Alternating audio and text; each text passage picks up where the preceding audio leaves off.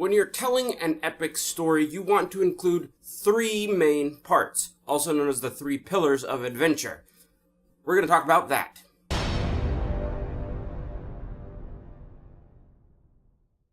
Hey fellow game masters, welcome back to the channel where today we're talking about the three parts of an adventure, or as they call in the Dungeons & Dragons world, the three pillars of adventure.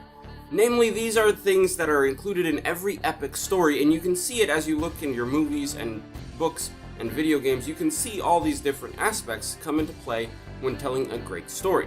And the whole purpose of this video is to explain those parts just a little bit so you can begin incorporating them into your tabletop role-playing game. Now, these three aspects of a story, or three pillars of an adventure, are namely exploration, social interaction, and combat. They're the three things that you can find in almost every epic story ever. Like, literally ever. So, after I explain these things, start looking at the stuff that you consume in terms of movies and books and see if you can pick out these different aspects, and then you can begin using those in your own story a little more effectively. But this video is just an overview. Over the next 3 weeks, I'm going to be doing videos based on each of these things. So we'll have a video on exploration, one on social interaction, one on combat. But for today, I'm going to explain these briefly and show you some examples from what I consider one of the greatest stories ever told, The Lord of the Rings. Using clips from the movie, mind you. I can't show clips from the book, and it's also been a couple years since I read the book, so the movie is a little more fresh in my mind. As with everything tabletop role-playing game related, you are going to find some outliers. Some players will prefer strict exploration, some will prefer strict combat. You have to kind of learn and adapt with your players, but I found that most of the time, everyone will appreciate a little bit of each of these things. The Dungeons & Dragons creators, the people who created the most recent version, have used this as kind of a basis for storytelling in all of their products and all of their adventures, and they try to teach people that these are the best practices to do, and I basically agree with them. Sure, there are some times where you don't want social interaction, or there might be some times where you don't want combat, but for a general campaign, as long as you include a little bit of this here and there, of all these three things, you'll have a good time, and you should be able to make a great adventure with your players. Exploration is the first pillar of adventure, and it's all about the players getting to know the world around them. It's sightseeing, it's learning new locations, finding new cities, new areas to be in, and learning more about the world that they live in. Most often, as I've mentioned before, a story starts small. It starts with just the players in one location. Exploration is them expanding and broadening their horizons in the world to understand more of what's going on outside of their little bubble of their town. This doesn't mean just going from place to place. It's not like in World of Warcraft where you go from one location to the next and you get exploration experience just by being there.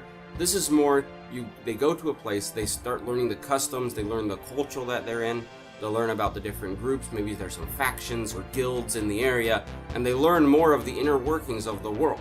This is why it's really important, because tabletop role-playing games, you want them to feel like it's a full, rich world of people. And if you go look at the real world, every city is a little bit different. I live in Los Angeles. It's very, very different than San Francisco, and it's very different than Portland, Oregon, or New York City, or France, or all these cities all are a little bit different, and the exploration is a time for the players to get to know the differences of these locations.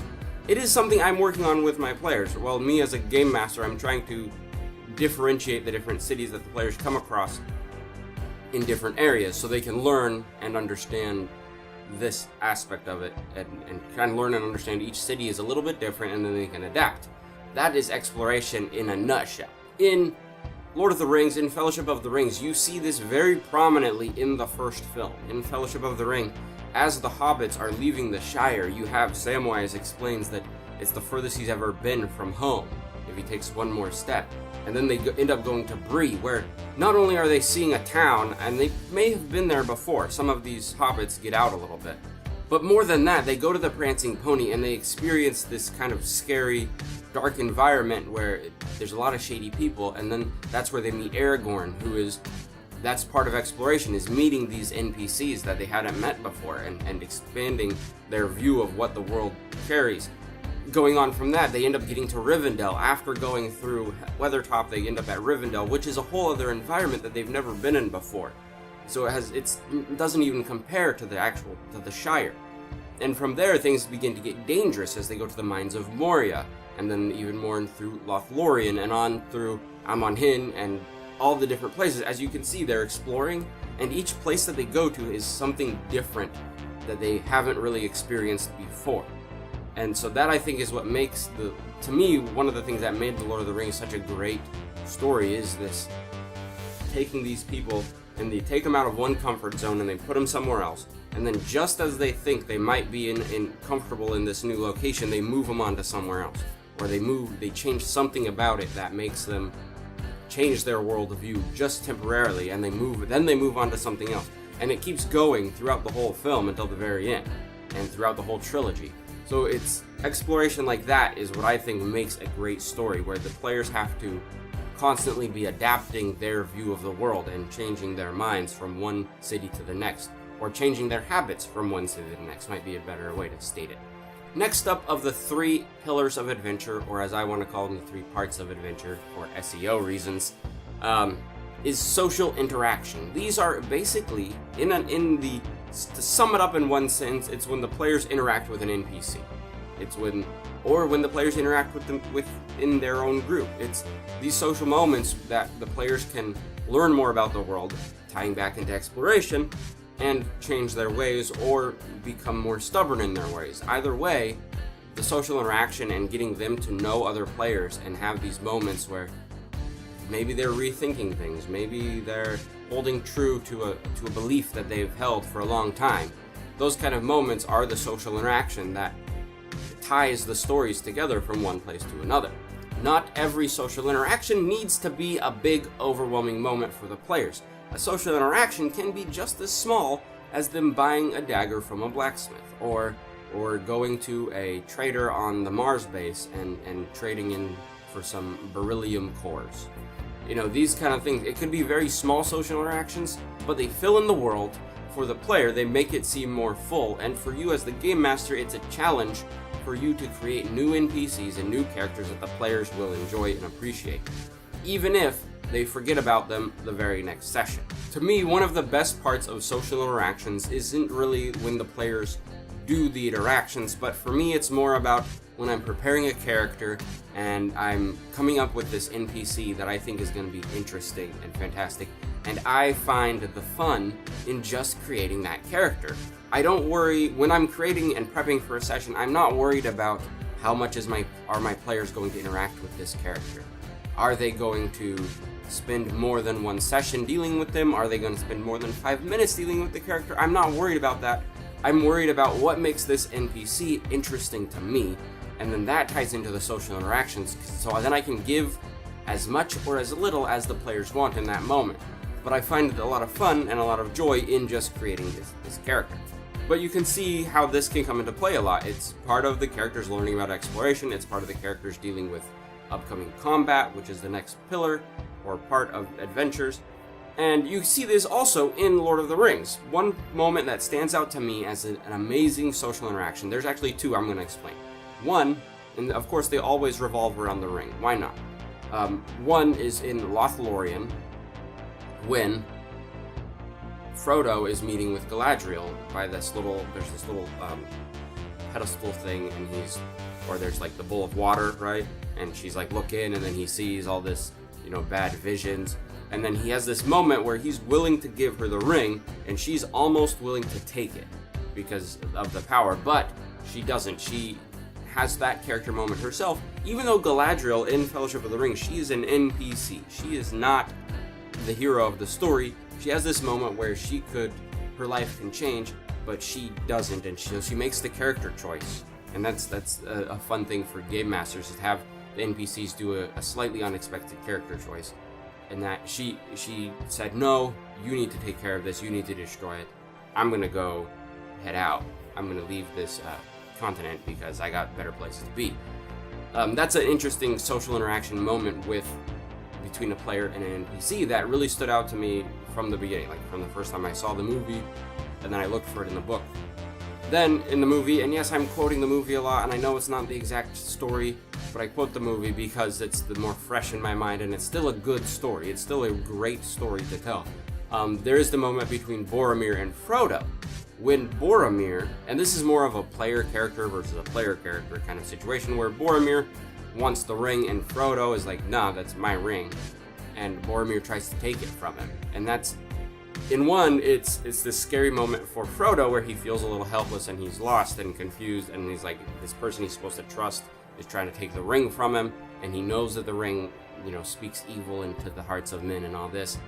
But then also at that moment is also Boromir's change of character and his situation, where this social interaction with Frodo, where he makes a decision that he thinks is right originally, then he realizes that was wrong, and then he tries to kind of atone for that by defending the hobbits and saving them. And we all know what happens to Boromir in one of the greatest of Sean Bean's deaths ever. But it's a cool social interaction moment between one player character and another player character. And yes, I'm referring to them as player characters because that's what they are in that story. Combat. Let's talk a little bit about combat, because combat, when you look at the picture, oftentimes it's not tied into story. You don't look at a role-playing game when people say, oh, do you want role-playing story moments or do you want combat? That's usually the statement. That's usually the question. But combat has just as much story value as the role-playing social interaction exploring moments. It has a reason for being, and yes, in the rule books for D&D, there's more time, more pages are spent explaining the rules of combat and talking about combat in the player handbooks and such than other aspects of role-playing games. Combat has been a heavy part of D&D since the beginning, and because of that, in every role-playing game, it's a heavy part of it. It's a big thing. But don't let that and the idea that that combat is a very simple turn-based system distract you from the fact that it can be a great storytelling moment in which the players can, if they see the opportunities, they can make choices that builds their characters and moves the story forward. You can also make choices in those moments that change the story depending on how you feel and what is happening in the game. Combat is the most game-like situation in tabletop role-playing games. It's oftentimes you have a battle map, you are rolling dice, you're taking turns. It's when the whole situation, the whole idea of tabletop, group storytelling comes together and forms just a game for a little while. And it still has value as a story, but it's also kind of a break. Sometimes role-playing games can be really tiring, or just the role-playing scenes and trying to make the right social decisions can be very tiring for the brain, and it's nice to just turn that off for a little bit and just get into a fight. It's cool, it's fun, and players usually tend to enjoy it. But I think you should also look at it, and this is how I try to look at it myself, as combat used in a storytelling form is fantastic and can really help the game. Instead of looking at combat as just a distraction or a side thing, you can look at it and say, well, how does this play into the story? What will this combat accomplish for the players or the villains? And then you can make more meaningful combat because of that. In the episode about combat, there will be a lot of talking about tactics and these other things, but I just want you to put that in your head first, that combat doesn't have to be a mindless slog through blood and limbs. It can be a story aspect. And in The Lord of the Rings, they do a fantastic job in this. In almost every combat situation, they tie in story elements, where the two that I'm going to point out that are the biggest moments, three actually. First, I did mention the Boromir death, where that's a combat situation where they're fighting the Uruk-hai, and he decides to go and save the hobbits and let them run. Is it effective? No, not really. He dies, the hobbits get taken to Isengard, but he tried, and it was a character moment where he chose to make this sacrifice. When he went out to fight the Uruk, I'm 90% sure that Boromir knew that was it for him. And that's a character moment that your players can also make. Those kind of decisions are real tough. If we rewind in the first Fellowship of the Ring movie, Lord of the Rings movie, Fellowship of the Ring, if we rewind in there, they get to outside the gates of Moria, they get attacked by a giant squid monster thing called the Watcher in the Water.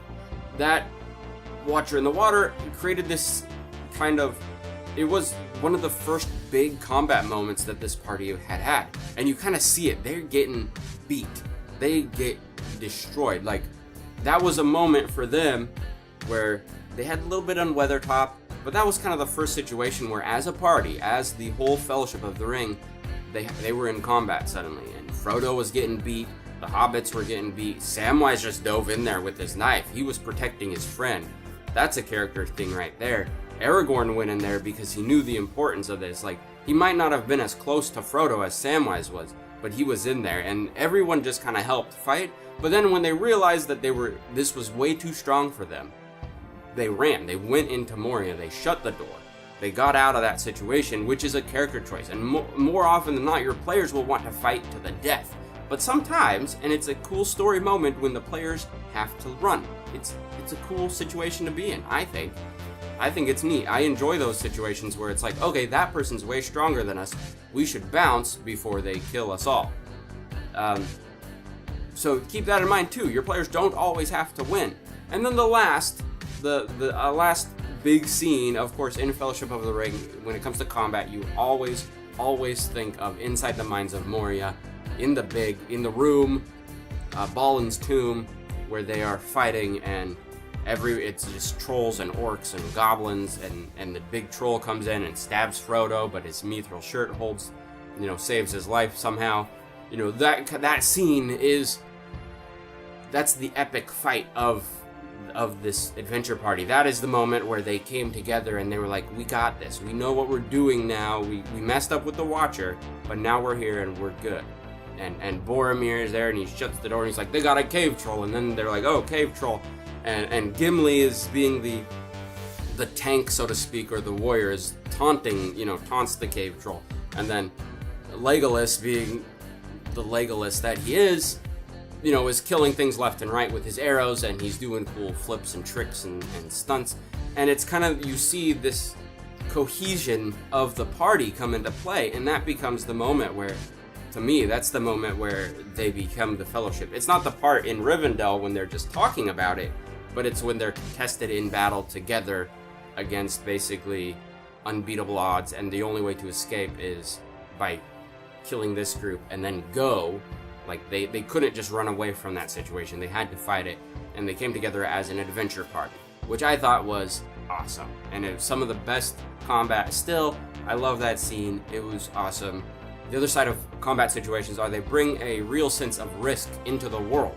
If your players are going around just talking to people, often they really won't feel risky. They won't feel like they're taking a real risk on anything. So this is that situation where it's a blunt object going like, here's the risk, here's the danger in the world, and you're welcome, players, because it's a fun time. So that has been the 3 parts of an adventure, and I really hope this comes and helps you in your game and your storytelling, as you can include all these different things into one big ball of epic journey-ness for your players. In the next couple weeks, we will have exploration video, a social interaction video, and a combat video, while I will hopefully give you more ideas of how you can incorporate these things into your games. I've been Richard Quiner, and as always, thank you for watching. Hey, thank you for watching. I hope this channel has been helpful to you in starting your Game Master adventure. If you feel inclined, please go ahead and hit the subscribe button. And as you'll see to the right and the left of the subscribe on this little end page here, there are more videos to watch on this channel, so click around, check it out, and thanks again.